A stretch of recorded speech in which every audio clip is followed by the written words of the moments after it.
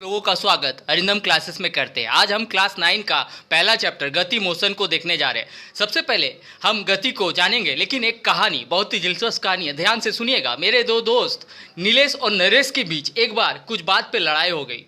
नीलेश का कहना था कि मैं विराम में हूँ और नरेश का कहना था कि मैं गति में हूँ। नीलेश का कहना था मैं विराम में हूँ, नरेश का कहना था गति में हूँ। तो आप उलझन में पड़ गए ना भाई, किसका जवाब सही था? तो मैं बता दूं कि दोनों का ही जवाब सही था। यानी नीलेश का कहना कि मैं विराम में हूँ और नरेश का कहना कि मैं गति में हूँ, दोनों ही सही था। लेकिन कैसे एक ही सवाल का दो जवाब सही हो सकता है? मज़ेदार बात है ना। तो आइए स्थिति को समझते हैं। दरअसल नीलेश और मैं एक ट्रेन में थे, जबकि नरेश एक प्लेटफॉर्म में खड़ा था। तो देखें, क्या समझे आप कि जब मैं और नीलेश था तो नीलेश के सापेक्ष में मेरी स्थिति में कोई परिवर्तन नहीं हुई, क्योंकि वो मेरे साथ गति में ही एक ही साथ चला। और नरेश, जो कि विराम एक वस्तु है या विराम एक लड़का जो मेरा दोस्त है, वो चूंकि स्थिर है तो उसके सापेक्ष में मेरी स्थिति बदल गई।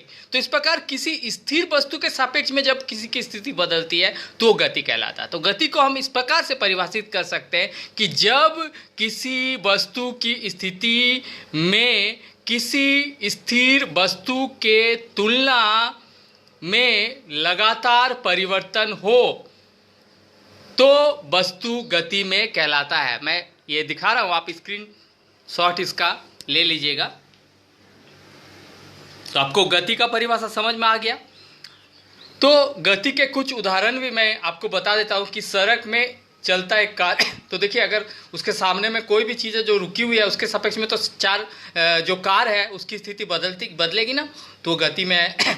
व्यायाम करती लड़की, आकाश में उड़ता हेलीकॉप्टर, ये सब गति के उदाहरण हैं। जबकि विराम के कुछ उदाहरण हैं कि खेत पे मौजूद पेड़। देखिए, अब खेत पे मौजूद पेड़ का स्थिति कभी बदला, किसी वस्तु के सापेक्ष में बदला? तो नहीं बदला, तो वो विराम है। और उदाहरण है टेबल, कुर्सी, ये सभी उदाहरण है। तो इस प्रकार आशा है कि आपको गति और विराम समझ में आ गया। तो विराम में क्या लिखना है? केवल गति में थोड़ा सा जो है परिभाषा में परिवर्तन कर देना है कि लगातार अगर परिवर्तन हो तो गति कहलाएगा, और उसके जगह सिर्फ आप ये लिख दीजिएगा कि लगातार परिवर्तन ना हो तो वहाँ पर विराम हो जाएगा।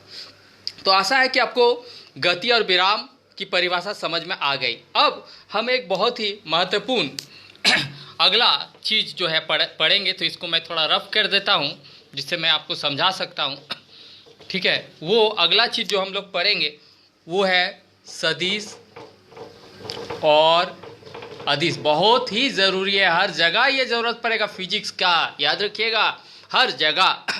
तो सदिश और अदिश को समझने के लिए भी हम लोग एक बहुत अच्छा एक कहानी ले लेते हैं। तो ये जो है बिष्टुपुर का सिग्नल है, ठीक है। अब नीलेश जो है वो हम लोगों का स्कूल आना चाह रहा है, सेंट मैरीज आना चाह रहा है। सेंट मैरीज जो कि हम लोगों का विद्यालय है, वो आना चाह रहा है बिष्टुपुर से, सेंट मैरीज स्कूल आना चाह रहा है ना। लेकिन अब नीलेश को तो पता नहीं है, नीलेश जो कि मेरा दोस्त था, अभी बताया था ना आपको, उसको पता नहीं कि सेंट मैरीज किधर है। अभी हम उसको अगर बोले कि 1 किलोमीटर चलो, तो भाई 1 किलोमीटर तो यहाँ से यहाँ तक भी 1 किलोमीटर वो चला, ठीक है।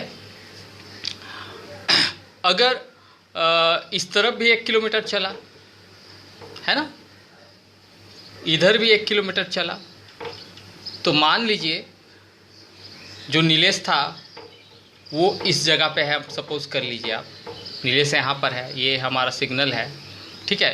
तो 1 किलोमीटर इधर भी चला, इधर भी चला, 1 किलोमीटर सिर्फ हम अभी उसको बोले हम, ठीक है। तो किधर भी चला तो क्या 1 किलोमीटर तो चल लिया, क्या हम लोग का स्कूल पहुँचा? नहीं पहुँचा। लेकिन अगर नीलेश को ये बोल दे कि आप 1 किलोमीटर पूर्व दिशा की ओर चल दे, क्या बोलते हैं, 1 किलोमीटर पूर्व की दिशा में चल जाए, तो नीलेश क्या हो जाएगा, आराम से मेरा दोस्त सेंट मैरीज स्कूल पहुंच जाएगा। तो पहले उदाहरण और बाद के उदाहरणों में क्या अंतर हुआ? तो पहला उदाहरण में केवल हमने उसे 1 किलोमीटर कहा, यानी 1 किलोमीटर क्या हो गया, एक मान, केवल एक मान के बारे में बताया। लेकिन दूसरे में हमने 1 किलोमीटर और उसके साथ दिशा यानी पूर्व दिशा दोनों बताया। तो इस प्रकार हम देखें कि दूसरे उदाहरण में हमने दिशा के साथ मान को बताया तो उसे सफलता मिल गई। तो इस प्रकार से कुछ ऐसी राशियां होती हैं कि जिनका निरूपण केवल मान के द्वारा होती है, तो वो अदिश राशि कहलाता है। याद रखिए, अदिश राशि जिनमें केवल मान होता है, लेकिन अगर मान के साथ हम दिशा को भी जोड़ दें, यानी कुछ ऐसी राशियां जिनमें मान के साथ दिशा भी हो तो वो जो है हमारा क्या कहलाता है, वो राशियां जो हमारा सदिश राशियां कहलाती है।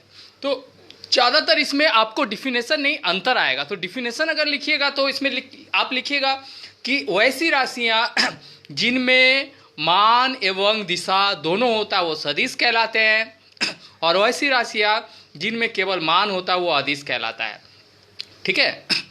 अब अगला चीज़ देखिए कि अगर सदिश राशि है तो मान लीजिए कि कोई वस्तु जो है हमारा इस ओ पर है, अगर हम उसको बोले 5 किलोमीटर उत्तर, ठीक है, तो मान लीजिए यहाँ से यहाँ तक 5 किलोमीटर है, तो 5 किलोमीटर उत्तर, पहले वो व्यक्ति ओ में है, फिर ओ से 5 किलोमीटर उत्तर जाएगा और फिर जो है पश्चिम 2 किलोमीटर जाएगा, तो मान लीजिए ये 2 किलोमीटर पश्चिम चला गया। तो ग्राफ, इसको हम ग्राफ बोलते हैं, आप जानते हैं ना, इसे ग्राफ कहते हैं हम लोग, आप तो बनाए होंगे ग्राफ।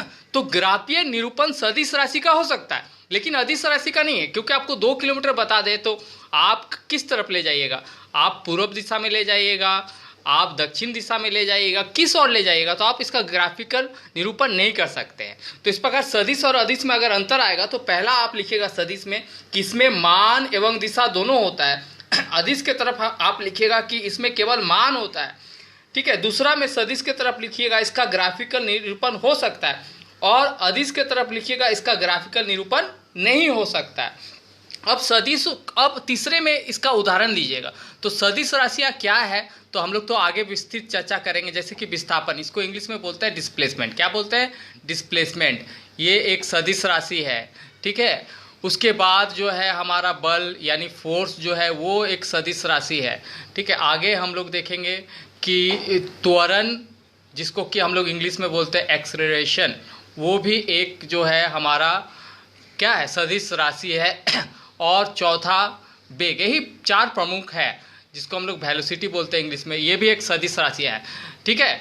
तो इसके लिए एक शॉर्ट फॉर्मूला आपको हम दे देते हैं, DAV फेल। कोई लड़का DAV फेल हो जाता है ना, बहुत बोलते हैं, चिराते हैं ना, DAV फेल, तो DAV फेल याद रखिएगा। तो D से देखिए डिस्प्लेसमेंट यानी विस्थापन का D आ गया इंग्लिश वर्ड से, थोड़ा याद कर लीजिएगा। A से एक्सेलरेशन यानी त्वरण आ गया, V से वेग यानी वेलोसिटी आ गया, और फेल से आपका फोर्स आ गया। तो ये सदिश के उदाहरण है। बाकी लगभग सभी राशियां जो है अदिश है, जैसे कि द्रव्यमान, ठीक है, ऊर्जा, सब, चाल, है ना। उसके बाद जो है आपका विद्युत धारा, तापमान, टेम्परेचर जिसको इंग्लिश में बोलते हैं। ठीक है। ये सभी जो है आपका क्या कहलाता है, समय, ये सभी जो है आदि लिख दीजिएगा, है ना, इतना लिखिएगा तो काफ़ी है। तो सभी जो है आपका अदिश राशि है। अब देखिए आप कभी बोलते हैं कि ऐसा आप बोलते हैं क्या कि 5 किलो चीनी उत्तर लाओ, क्योंकि देखिए 5 किलो क्या है, केजी किससे आप क्या नापते हैं, द्रव्यमान को नापते हैं। तो कभी बोले हैं 5 किलो चीनी जो है उत्तर लाओ, तो उत्तर मिल रहा है ना आपको। अब कभी बोले हैं कि ऐसा, आप कभी बोले हैं कि कल जो है 2 घंटा समय दक्षिण, 2 घंटा दक्षिण बजा है, अभी कितना टाइम हुआ तो 2 घंटा दक्षिण, ऐसा उत्तर हुआ है? नहीं ना हुआ है। तो ये सभी अदिश राशियाँ, इनका केवल मान होगा और इनका जो है आपका दिशा नहीं होगा। तो सदिश और अदिश में अंतर समझ में आ गया। तो आशा है कि ये वीडियो आपको बहुत अच्छा लगा होगा, तो इसीलिए आप चैनल पर जुड़िए, और भी अच्छी चीज़ें आपको मिलेगी। धन्यवाद। और आप सदिश और अदिश का जो अंतर है उसको उतार लीजिएगा। ठीक है। स्क्रीन टच ले लीजिए दोनों तरफ से, क्योंकि एक साथ नहीं आ रहा, हमने दोनों तरफ कर दिया। धन्यवाद। आगे फिर से और वीडियो हम जल्दी लोड करेंगे। Thank you.